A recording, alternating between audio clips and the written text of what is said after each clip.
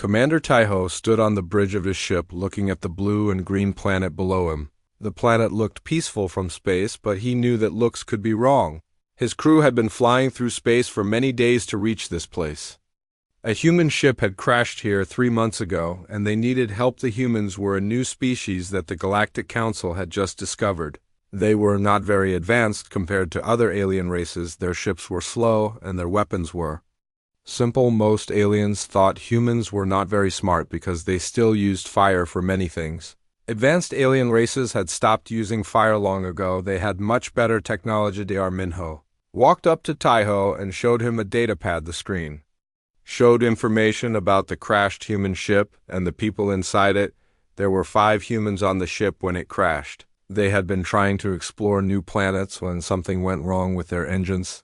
The ship fell from the sky and hit the ground very hard. Taya looked at the crash site through his ship's cameras. The area around the crash looked very strange. There was a perfect circle of black burned ground that went on many kilometers. The ground looked like it had been burned by very hot fire for a long time, but there were no volcanoes on this planet and no signs of explosions.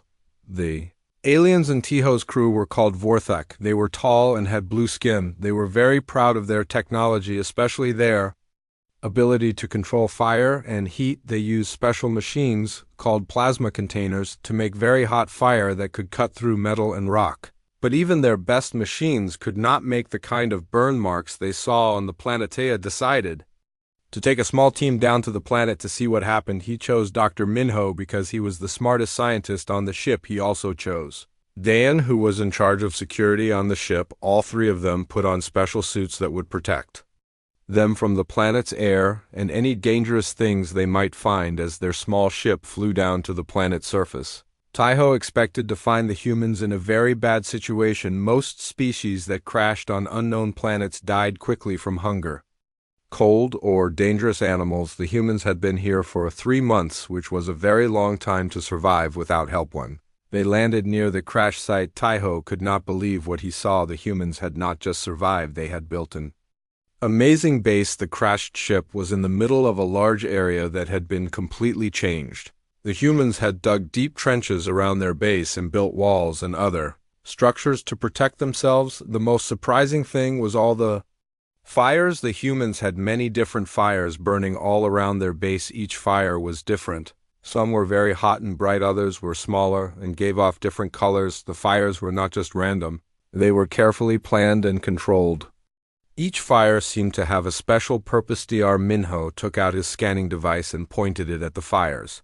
The readings showed that the humans were using fire in ways that even the Vorthek had never thought of. They were using different types of fuel to make different kinds of flames. Some flames were perfect for heating food, others were exactly right for melting metal. A human woman walked out to meet them. She was covered in black soot, and her clothes were burned in several places, but she looked healthy and strong. She smiled at the aliens and said her name was Yuna. She was the engineer for the human group. Behind her came 2 other humans, a man named Jiwan, who was the leader, and a woman named Hyeri, who was their security expert. Tuna began to explain what had happened when their ship crashed. She spoke in a calm voice, like someone who had solved a difficult problem rather than someone who had barely survived a disaster. She told them how the humans had worked together to salvage useful things from their broken ship, and how they had used those things to build their base. The thing that amazed Taiho most was how the humans talked about fire. They did not see it as something dangerous or primitive like other advanced species. Instead, they talked about fire like it was a useful tool that could solve almost any problem. They had used fire to make tools to cook food, to keep warm, and to protect themselves from dangerous animals. Dr. Minho asked Yuna to show them how they controlled their fires so precisely. She led them to an area where the humans had built what looked like a workshop. There were several fires burning at different temperatures, and the humans were using them to work on various projects. One fire was being used to bend metal, another was melting rocks to make new materials. The humans had created a system where they could control exactly how hot each fire was and what kind of flame it produced. They did this not with advanced technology, but with simple understanding of how fire worked. They knew what materials to burn to get the heat they wanted. and how to control the airflow to change the flames. Jiwan showed them the defensive systems they had built around their base. The humans had created barriers made of fire that could be turned on quickly if dangerous animals attacked. The planet had very large and dangerous creatures, but the humans had learned to use fire to keep them away. What impressed Taiho most was that the humans had done all of this without any help from advanced technology. They had used only basic materials and their understanding of fire to create something that rivaled the technology of much more advanced species. It was like watching primitives create miracles with nothing but sticks and stone. Shiri took them to see their security setup. She had built several weapons that used fire in different ways. Some shot streams of burning liquid, others created walls of flame that could block attackers. The weapons were simple in design, but very effective. They could stop even the largest predators on the planet. As the day went on, Taiho realized that everything he thought he knew about humans was wrong. They were not primitive beings who barely understood fire. They were masters of fire control who had developed techniques that even the Vorthok had never imagined. Their understanding of combustion was not simple, it was incredibly sophisticated. The humans had not just survived their crash. They had thrived. They had turned a disaster into an opportunity to show what they could do with basic materials and clever thinking. They had built a base that was more advanced than many official research stations, using nothing but salvaged parts. And Fire Minho was taking notes as fast as he could. He realized that the humans had knowledge that could help all the alien species in the galaxy. Their techniques for controlling fire were completely different from anything the Galactic Council had ever seen. They were not just different, they were better in many ways. When it was time to return to their ship, Taiho felt confused and excited at the same time. He had come to rescue primitive survivors, but instead he had found master engineers who had lessons to teach the entire galaxy. The humans had mastered fire in ways that challenged everything the aliens thought they knew about technology and intelligence. As their ship lifted off from the planet's surface, Taiho looked back at the human base with its many controlled fires burning brightly in the darkness. He knew that this first contact would change everything. The humans were not just another primitive species, they were something completely new and remarkable. The next morning, Taiho woke up thinking about everything he had seen the day before. He could not stop thinking about the humans and their amazing fire control abilities. He had sent a message to the Galactic Council explaining what they had discovered. But he knew that other aliens would not believe it until they saw it themselves. Dar Minho was already awake and working on his reports. He had been studying the readings from his instruments all night, trying to understand how the humans achieved such precise fire control. The data showed that human fire techniques were more efficient than Vorthok plasma technology in many ways, but the science behind it seemed impossible. Taiho decided they needed to see more of what the humans could do. He contacted G1 and asked if the humans would be willing to give them a complete demonstration of their fire control methods.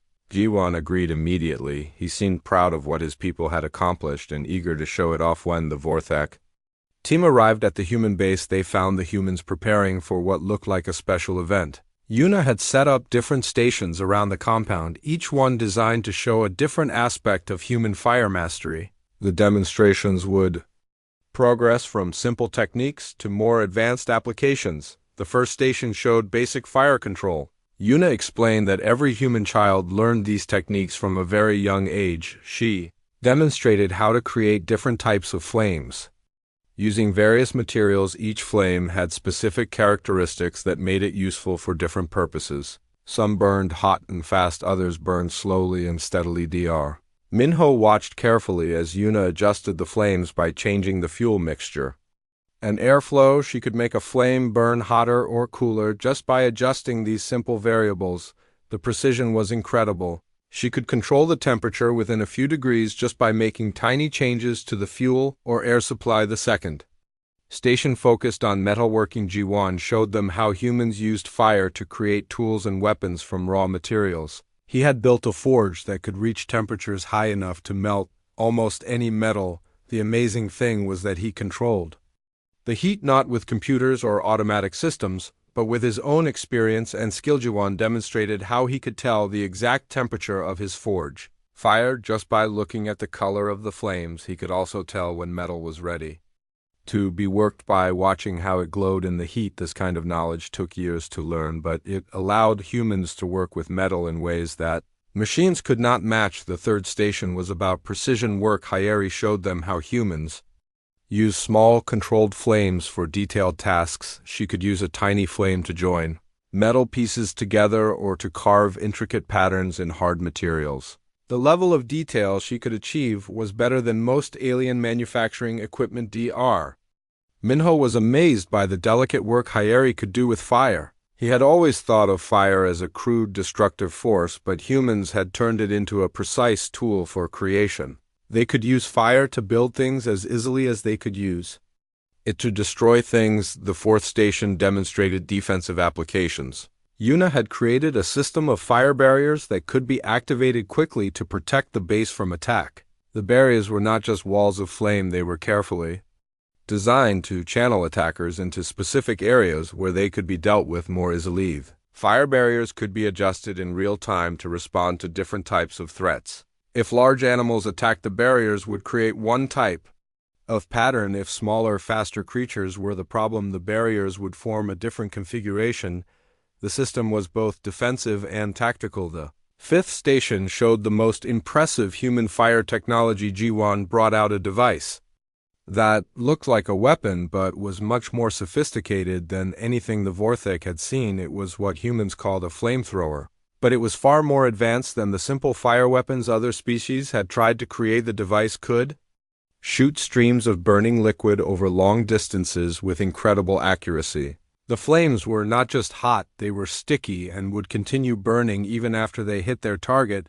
The weapon could also be adjusted to create different types of fire streams depending on what was needed. When Jiwan demonstrated the flamethrower against a large rock target, the results were spectacular. The rock did not just get hot, it actually melted and turned into glass. The temperatures produced by the human weapon were higher than most alien plasma weapons, but the device was much simpler and easier to use. Aeho realized that he was watching something that would change military thinking throughout the galaxy. Human fire weapons were not just effective, they were practical. They could be built from common materials and operated by individual soldiers without complex training or support systems. The final demonstration was the most impressive of all. The humans had created what they called a fire sculpture. It was a complex arrangement of different flames that worked together to create a beautiful display of light and heat. Each flame was perfectly controlled and positioned to create an overall effect that was both artistic and functional. The fire sculpture showed that humans did not just use fire as a tool, they understood it as an art form. They could create beauty with flames just as easily as they could create weapons or tools. This level of mastery went far beyond anything the Galactic Council had encountered in other species. Dr. Minho spent the entire day taking measurements and notes. He realized that human fire control was not just about technology, it was about understanding the basic principles of combustion in ways that other species had forgotten or never learned. The humans had built their entire civilization on this understanding. As the demonstrations ended, Taiho felt overwhelmed by what he had seen. The humans had shown abilities that challenged everything he thought he knew about fire and technology. Their techniques were not just different, they were revolutionary. They could change how every species in the galaxy thought about energy and heat. That evening, Taiho sent another message to the Galactic Council. But this time he included video recordings of the demonstrations. He knew that other aliens would have trouble believing what they saw, but the evidence was impossible to deny.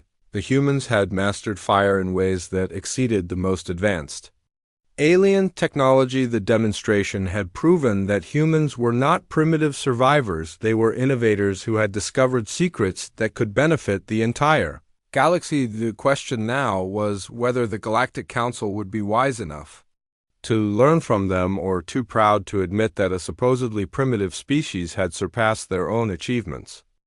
On the third day, something happened that changed everything. Taiho had been planning to take more detailed recordings of human fire techniques when the planet's natural alarm system activated. The sounds came from everywhere at once, a deep rumbling that seemed to shake the ground itself. Dr. Minho checked his instruments and found readings that made his blood run cold. A pack of rock striders was approaching the human base. These creatures were the most dangerous predators on the planet. They stood 4 meters tall, and their skin was like natural armor that could stop most weapons. Rock striders were nearly impossible to kill with conventional weapons. Even Vorthak plasma rifles could barely scratch their thick hide.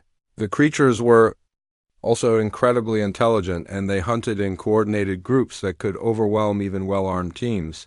The approaching pack contained at least 6 of these monsters. Steho immediately grabbed his plasma weapon and prepared to help defend the base. He expected to see the humans panicking and running for shelter. Instead, he found them calmly preparing for battle. Hyeri was checking her weapons while Jiwan organized the other humans into defensive positions.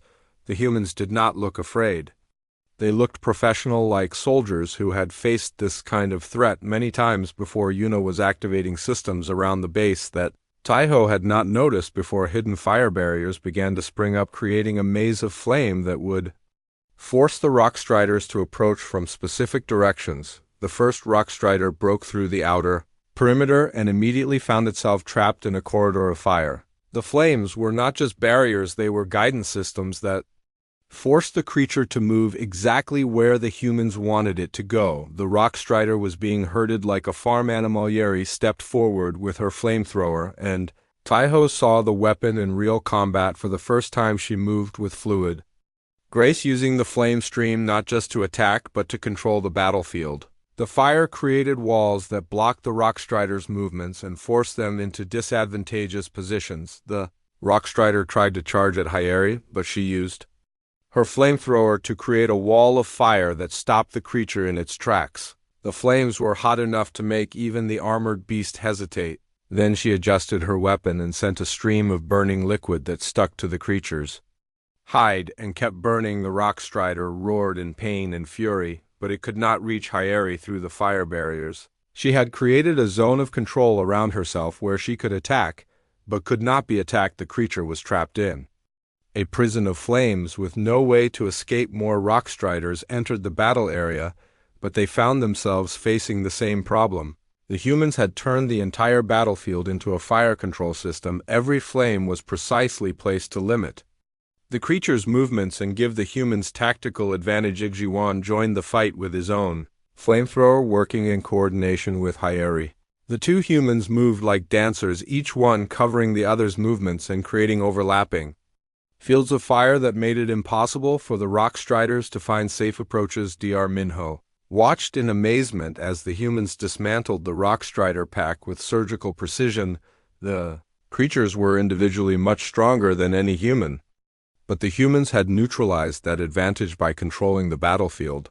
Every rock strider was isolated and dealt with individually. The battle lasted less than 10 minutes. When it was over, 6 rock striders lay dead, and the humans were already beginning cleanup operations. They had not just survived an attack by the planet's most dangerous predators, they had dominated the encounter. Completella Teho realized that he had just witnessed something unprecedented in galactic military history. The humans had not just won a battle, they had revolutionized the concept of tactical fire control. Their weapons were not just tools. They were part of a complete system for battlefield dominance. The rock strider's armor that could stop plasma weapons had been useless against human fire. The burning liquid had bypassed their natural defenses, and the tactical use of flame barriers had eliminated their advantages in size and strength. The humans had won through superior strategy and technology. Dr. Minho examined the battlefield and found that the humans had planned every aspect of the engagement. The fire barriers were not random, they were part of a defensive system that could be activated instantly. The placement of every flame had been calculated to create maximum tactical advantage. Yuri explained that defending against rock striders was a normal part of life on this planet. The humans had studied the creature's behavior and developed specific tactics for dealing with them. The flamethrower was not just a weapon, it was a complete battlefield control system. Jawan showed them how the humans had mapped the entire area around their base and planned defensive fires for every possible approach. The system could be activated by one person, but it was designed to work with coordinated teams. The humans had turned fire control into a military science. The implications were staggering. If humans could defeat rock striders with such ease, what could they do against other threats? The Galactic Council had been worried about primitive species with crude weapons, but they had never considered that those weapons might be superior to their own advanced technology. That evening, Taiho sent an urgent message to the Galactic Council. The humans were not just survivors, they were military innovators who had developed tactics that could change the balance of power in the galaxy.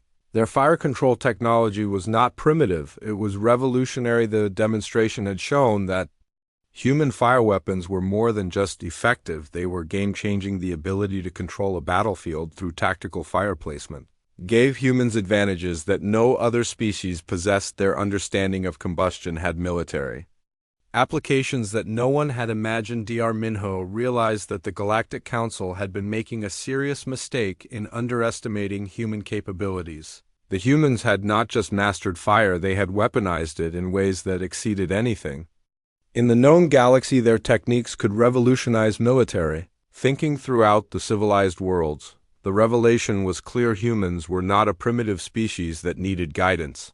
They were innovators who had lessons to teach the most advanced civilizations in the galaxy. The question was whether the Galactic Council would be wise enough to learn from them, or too proud to admit their mistake. News of the human fire mastery spread through the Galactic Council networks faster than anyone expected. What had started as a simple rescue mission had become the most talked about event in recent galactic history. Military leaders from across the galaxy were demanding to know more about human fire control capabilities. Admiral Borum of the Vorthek High Command arrived at the planet with a full battle fleet just 1 week after Taiho's first reports. The admiral was a veteran of many wars and had never been defeated in battle. She had come to see these humans for herself and to determine if they represented a threat to galactic security. The admiral brought with her a team of military experts and scientists led by Dr. Kiwan, who was considered the galaxy's leading authority on weapons technology. The team had sophisticated equipment for testing and analyzing new military innovations. They were confident they could quickly understand and duplicate human fire control methods. However, the humans were not as cooperative as the admiral expected. Yuna politely refused to provide detailed technical specifications for their flamethrower designs. She explained that such information was classified human military technology and could not be shared without proper authorization. Jin was equally diplomatic but firm about protecting what he called proprietary human innovations. He pointed out that the humans had developed their fire control techniques through years of research and experimentation. They were not going to simply give away their military advantages to strangers. Admiral Borum was not used to being refused by primitive species. She suggested that the humans might benefit from Vorthek guidance in developing their fire control techniques further. The Vorthek had thousands of years of experience with advanced technology and could help humans improve their crude method. Shira's response was to invite the admiral to participate in a comparative demonstration. The humans would show their fire control capabilities alongside Vorthek plasma technology in a series of practical tests. This would allow both sides to evaluate the relative strengths and weaknesses of their approaches. The admiral agreed to the challenge, confident that Vorthek technology would prove superior to human fire control methods. She brought her best equipment and most skilled operators, expecting to quickly demonstrate the superiority of advanced galactic technology. The test area was set up as an obstacle course that would challenge both precision and power. Different stations required different types of fire control, from delicate precision work to heavy assault applications. The Vorthek team would attempt each challenge first, followed by the humans. The first test required cutting through a series of metal barriers with different thicknesses and compositions. The Vorthek plasma weapons handled this easily, slicing through the metal like it was paper. The cuts were clean and precise, and the equipment worked exactly as designed. When Yuna took the same test with her flamethrower, the approach was completely different. Instead of cutting through the metal, she heated it until it became soft enough to bend and shape. The result was not just a hole through the barrier, but a controlled opening that could be adjusted in size and shape. The second test involved precision work on delicate electronic components. The Vorthek plasma weapons could be adjusted for fine work, but the heat they produced was difficult to control precisely. The automated systems helped, but the results were not perfect. Fiery approached the same test with a completely different strategy. She used her flamethrower to create a controlled heat environment around the components, then made her adjustments while the electronics were at exactly the right temperature. The precision was incredible and the results were better than the Vorthek equipment achieved. A third test was about speed and efficiency in heating large areas. The Vorthek plasma weapons could heat specific points very quickly, but covering large areas took time and consumed enormous amounts of energy. The automated systems helped, but the energy requirements were still very high. Juan used his flamethrower to create a heat pattern that covered the entire area quickly and efficiently. The fuel consumption was minimal compared to the Vorthek weapons, and the heating was more even and controlled. The human approach was not just faster, it was much more practical. The fourth test required creating and maintaining multiple fire points simultaneously. The Vorthek team struggled with this challenge because their equipment was designed for single-point applications. They could switch quickly between targets, but maintaining multiple fires was difficult. The humans handled this test easily because their flamethrowers were designed for area control. Hyeri could create multiple flame streams and adjust each one independently. The result was a complex fire pattern that would have been impossible to achieve with plasma weapons. The final test was the most challenging. It required navigating through a maze of fire obstacles while maintaining precision.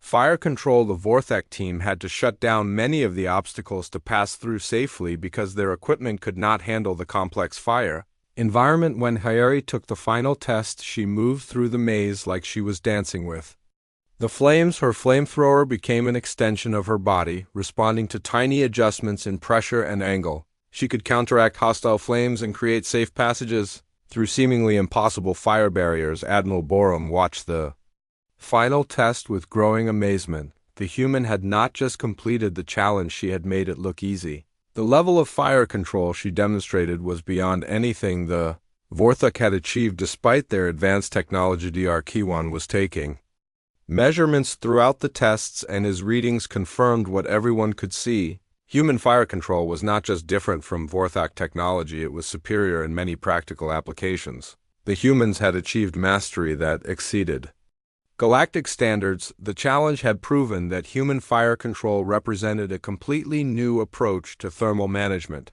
The humans had not just developed better weapons, they had discovered principles that could revolutionize energy control. Throughout the galaxy, Admiral Borum was forced to acknowledge that the humans had capabilities that deserved respect and study. The Vorthek had come expecting to demonstrate their superiority, but instead they had learned that there was much they could learn from these supposedly primitive beings. The test results would be reported back to the Galactic Council and would likely change how the galaxy viewed human capabilities. The humans had not just passed the challenge, they had revolutionized the understanding of what was possible with fire control technology.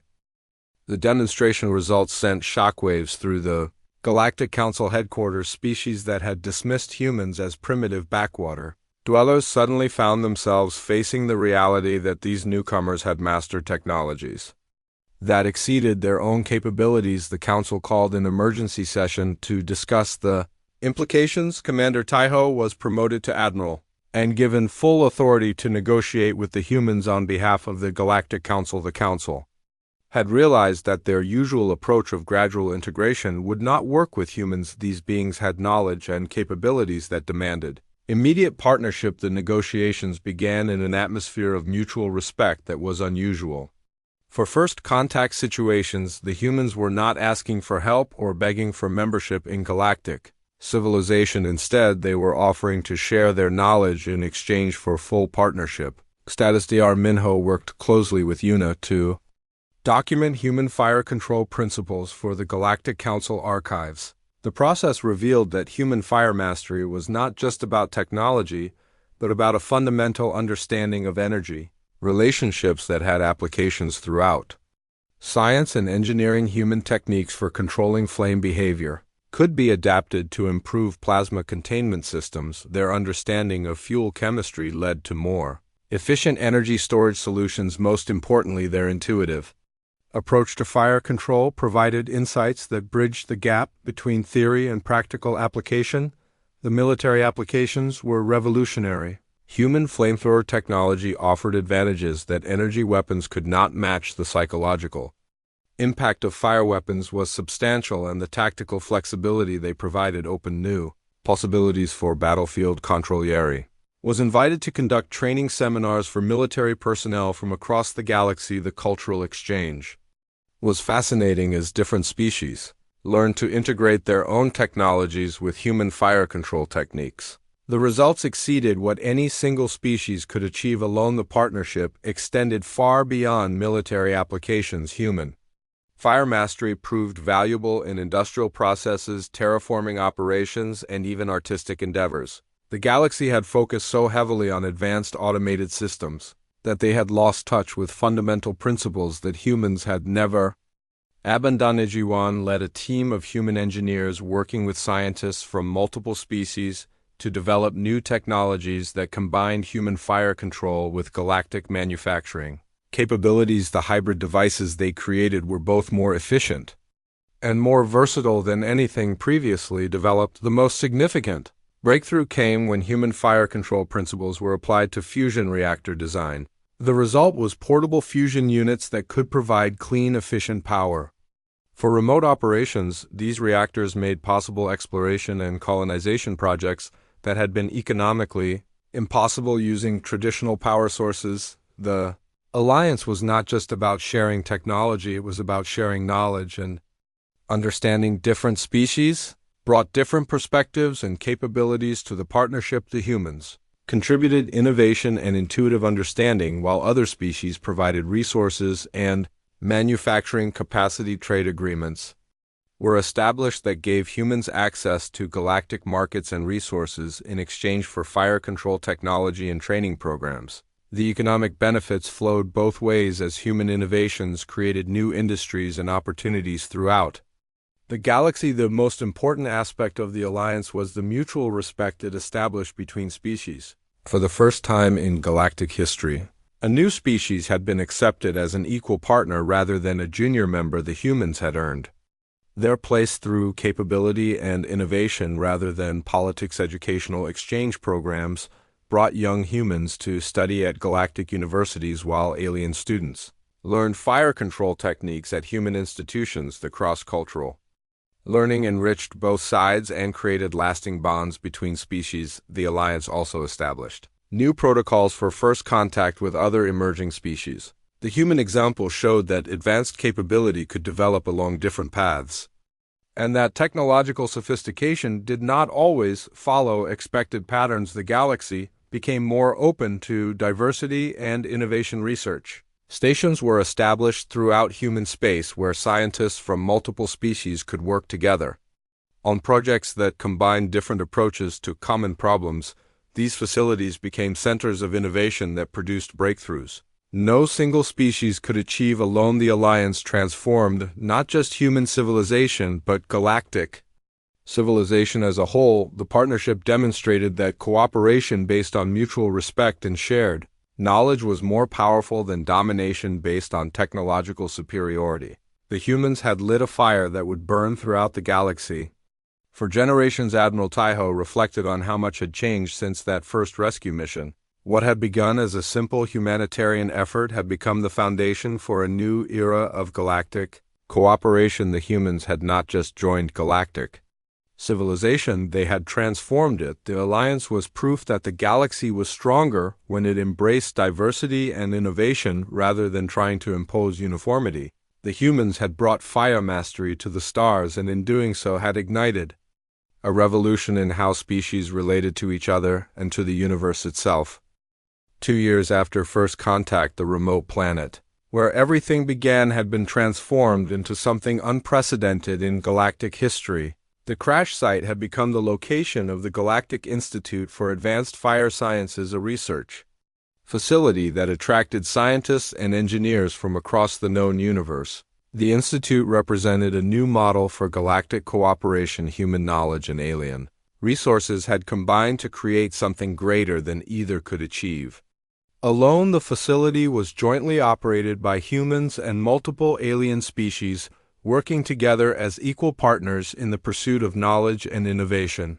Yuna had become the Institute's director of engineering, leading research projects that pushed the boundaries of what was possible with fire control technology. Her teams included humans and aliens working side by side, sharing techniques and insights that produced revolutionary breakthroughs on a regular basis.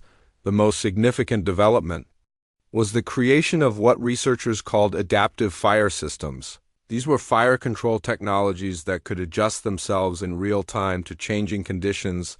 The systems combined human, intuitive understanding with alien computational power to create responsive, intelligent fire control. The applications were endless. Adaptive fire systems could optimize industrial processes, automatically adjust to different materials and conditions, and even repair themselves when damaged. The technology was being implemented in manufacturing facilities across the galaxy with dramatic improvements in efficiency and capability.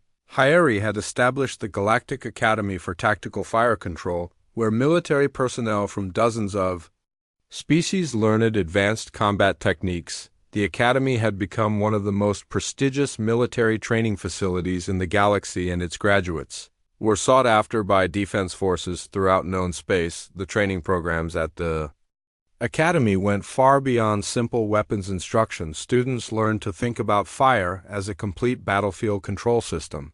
They studied how to use flames for tactical advantage, area denial, and psychological warfare. The graduation exercises were legendary throughout the galaxy. The most impressive graduates were those who combined human fire control techniques with their own species' natural abilities. The results were specialists who could accomplish missions that had been impossible using conventional methods. The Academy had created a new class of elite warriors.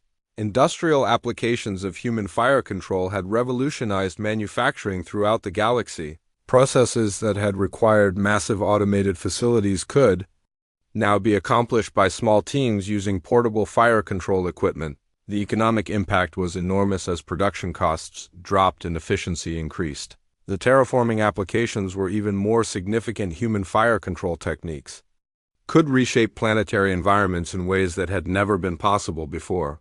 Controlled burning could prepare land for agriculture, while precise heat application could modify atmospheric conditions. The Institute had also become a center for artistic expression. Fire sculpture had evolved into a galactic art form, with artists from multiple species creating works that combined flames with other elements to produce displays of incredible beauty and complexity. The art shows drew visitors from across the galaxy. Research into the fundamental principles of fire control had led to breakthroughs in energy science that had applications far beyond combustion. The understanding of how humans controlled thermal energy had provided insights into plasma physics, fusion technology, and even exotic energy forms. The most ambitious project at the Institute was the development of what researchers called stellar fire control. These were theoretical technologies that could manipulate the nuclear fires within stars themselves. The implications were staggering, potentially allowing civilizations to control stellar output and extend star lifespans. Dr. Minho had become the Institute's chief scientist, leading research into the theoretical foundations of fire control. His work had revealed that human fire mastery was based on principles that applied to energy control at all scales, from tiny flames to stellar furnaces. The Institute had also become a model for how different species could work together as equals. The human approach to cooperation was based on mutual respect and shared knowledge rather than hierarchy and domination. This model was being adopted by other galactic institutions. Trade between human space and the rest of the galaxy had grown exponentially. Human fire control technology was in demand everywhere, while humans gained access to materials and knowledge that accelerated their own technological development. The economic partnership benefited everyone involved. The most important legacy of the Institute was the change it had brought to galactic civilization. The example of human fire mastery had shown that innovation could come from unexpected sources and that advanced capability could develop along different paths than traditional galactic technology knew. Exploration missions were being planned that would use human fire control techniques to investigate phenomena that had been impossible to study before the portable fusion reactors developed at the Institute made possible deep space missions that could last for decades without resupply. The Educational programs had created a new generation of scientists and engineers who understood both human and alien approaches to technology. These hybrid specialists were driving innovation throughout the galaxy as they applied lessons learned from fire control to other fields. Admiral Taiho often visited the Institute to see how far things had progressed from that first rescue mission. The transformation was incredible. What had begun as a simple humanitarian effort had become the foundation for a new era of galactic cooperation and innovation. The Institute had proven that the galaxy was stronger when it embraced diversity and different approaches to common problems. The human mastery of fire had ignited a revolution in thinking that was spreading throughout galactic civilization. The new frontier was not just about better technology or more efficient processes, it was about building a galactic civilization that valued innovation, creativity, and the unique contributions that each species could make to the common good. The humans had lit that fire, and it would burn brightly across the stars for generations to come. The story of the human flamethrower had become legend throughout the galaxy, not just for its technical achievements, but for what it represented about the power of cooperation and the value of seeing beyond traditional assumptions. The aliens had thought they mastered fire, but the humans had shown them that true mastery meant understanding how to make fire serve life itself.